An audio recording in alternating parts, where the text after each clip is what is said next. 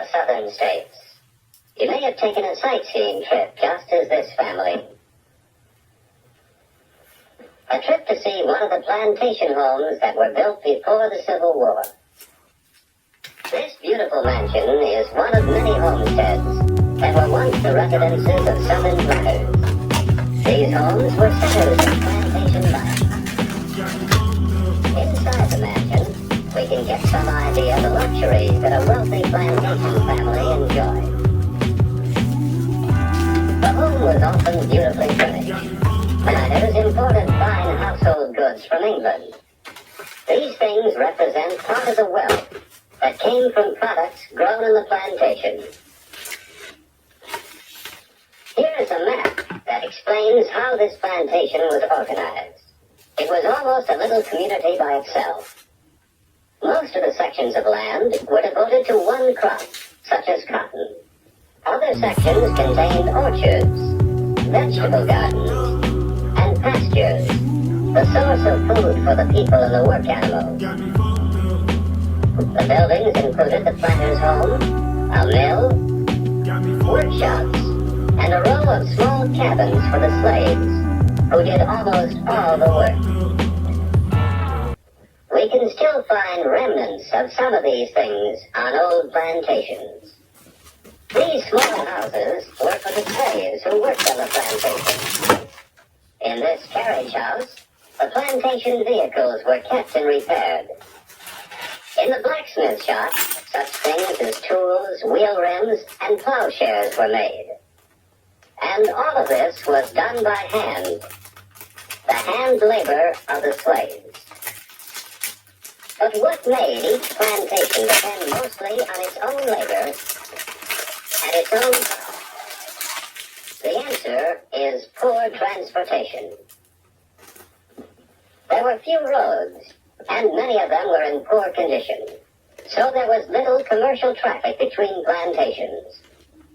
Travel was so difficult that each plantation was practically isolated, and so had to be almost self-sufficient.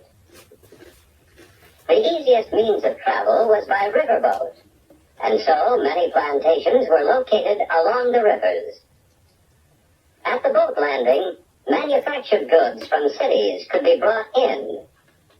Crops grown on the plantation could be sent out. Most plantations raised and shipped only one crop. In most plantations near the Mississippi, the one crop was cotton. Cotton was such an important part of the plantation system that it came to be called king cotton. The enormous amount of hand labor required to grow and pick the cotton was supplied by great numbers of slaves. This, then, was the economic background of the plantation. Cheap slave labor producing one main crop on vast tracts of land owned by the planter. But the plantation was more than an economic organization. It was a social organization as well. The planter and his slaves were part of an unusual class system. The sharp division of people into two main groups, the owners and the slaves, left a lasting influence on the society of the South. What was that society like? For the plantation owner and his family, it was an aristocratic kind of society. Gentle manners, courtesy, hospitality. Many of the ideas that we still associate with the people of the South came from the days when plantation life was in full flower. This, then, was the social organization of the plantation. The aristocratic class of the landowners, who had wealth and privileges, and the laboring class of the slaves, who had little wealth and few privileges. The plantation system in the United States reached its greatest development before the Civil War. By 1860, plantations reached from Virginia to Texas. On some of these, tobacco was produced. On others, sugar was grown. On others, cotton was the main crop.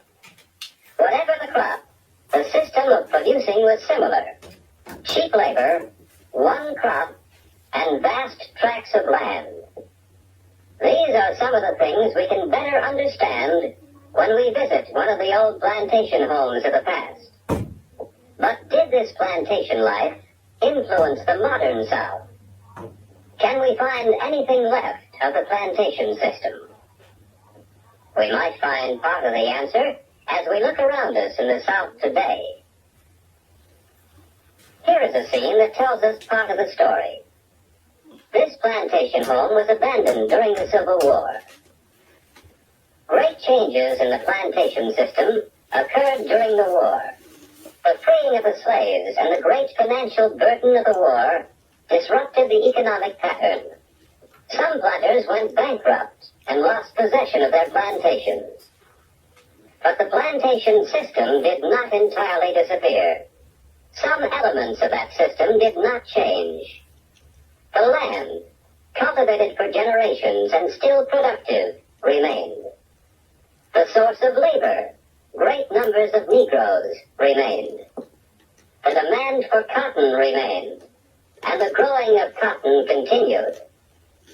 So the plantation system, in a smaller and modified way, continued and can be found in the South today. Much of the work is still done by hand. Much of the wealth still comes from one crop, cotton. Most of the workers are Negroes who live on the plantation. Today, the man who owns the plantation is called the landlord. The men who work the farm are tenants.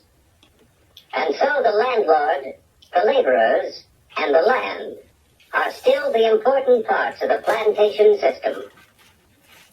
Today, this owner has less land than the plantation owner of the past, and he lives in a house that is less pretentious than the great mansions of earlier times.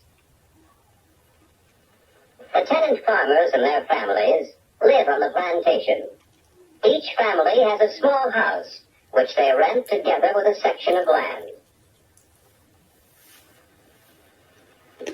A few tenants pay their rent in money, but most tenant farmers on the plantations work their portion of land in return for a share of the crop. And so the tenant farmers, both Negro and white, provide the necessary labor for raising the cotton. What other changes have come to the plantation? The plantation today is not as isolated as it once was. Paved highways link the plantations with towns and cities. The plantation crop can be shipped by railroad or by large trucks. Today, as we look out over the southern countryside, we'll see that plantations are not as plentiful as they once were. Many have been divided up into smaller farms. On this farm, beef cattle are raised. Other farms specialize in producing milk or poultry or grain. We'll find most of these farmers using modern machinery, and we'll find that these same methods of mechanization are affecting the plantation system too. This mechanical cotton picker is one of many different machines that are replacing hand labor. Here the most modern machines are used at every stage of the work, growing, harvesting, and preparing for the next crop. Today that crop is not always cotton. Some plantations raise more than the traditional one crop. Soybeans, for instance, sorghum, a kind of sugarcane, and peanuts are a few of the crops that are changing the pattern of the plantation system. That system has been changing over a long period of time, but its economic and social patterns have left a lasting influence on life in the South. Today, if we visit a social gathering in the South, we'll see some of these influences. The traditional Southern hospitality, the gentle manners and courtesy, the separation of society into distinct groups, and the relationship of that society to the land which supplies its wealth. These are some of the things which the plantation system has contributed to Southern life.